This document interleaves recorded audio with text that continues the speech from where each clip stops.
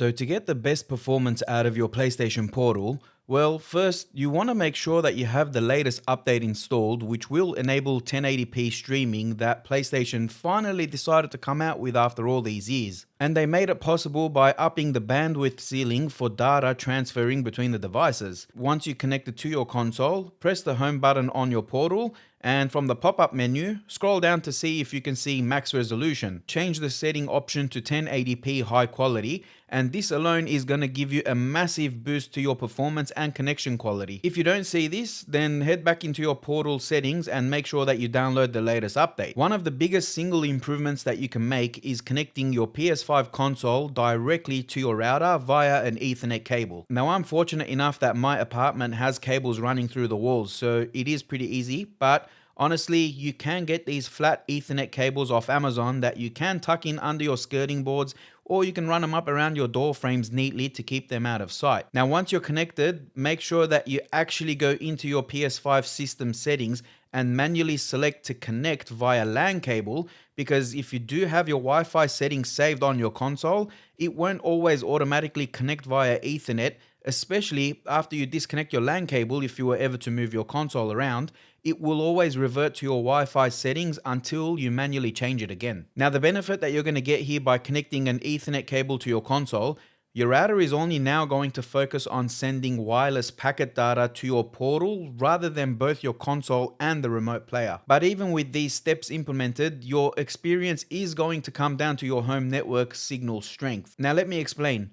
You can have the fastest internet speeds that your city has to offer, but that doesn't mean the same thing as signal strength. Now, if like me, you've only got a single router to power the Wi-Fi through your entire home that then has multiple devices connected to it, and either you or someone else in your home is almost always playing YouTube, Netflix, or some other streaming device, it's all going to be eating up at a portion of your network bandwidth. So signal strength. Think of this as like two circles that need to overlap.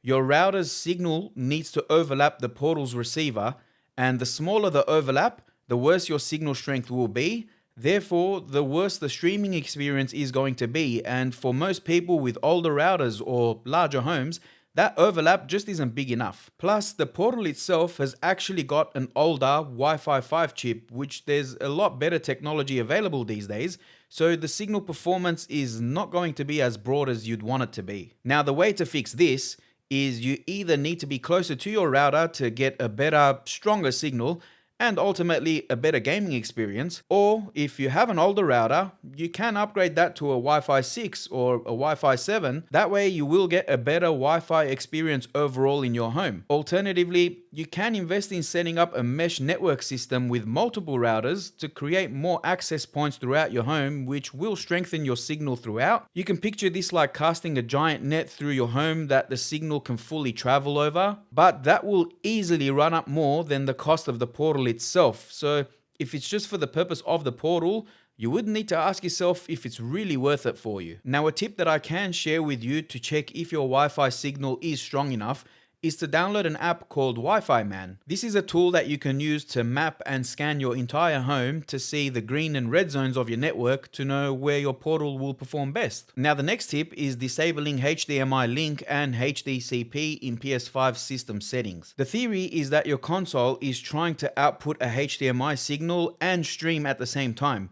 So if your console turns on your TV or your monitor while gaming on the Portal, it's ultimately splitting the output performance between the two. Personally, my TV and my monitor do turn on when I have the PS5 connected and HDMI link is turned on. Well, at least when the freaking monitor decides to actually work properly with the PS5, but that's a separate issue. Anyway, as I was saying, the displays do turn on and I have noticed a slight improvement, so I'll include the point here. Another tip I've come across in my research is setting up port forwarding within your network. This isn't something that I've tried nor set up personally, but I'll leave that to you guys to research and look into, as it's beyond my capabilities if I'm being honest. Now, for some general things for you guys to check, make sure your console isn't downloading any games or updates while playing on the Portal. If you have the option to, depending on your network, make sure that you do connect to the 5 GHz Wi-Fi signal of your home network on the Portal. Some other things that you can implement include setting your console to output in 1080p mode instead of 4K or automatic option, so that your console is not working to downscale the image while streaming to your Portal that can only handle 1080p anyway.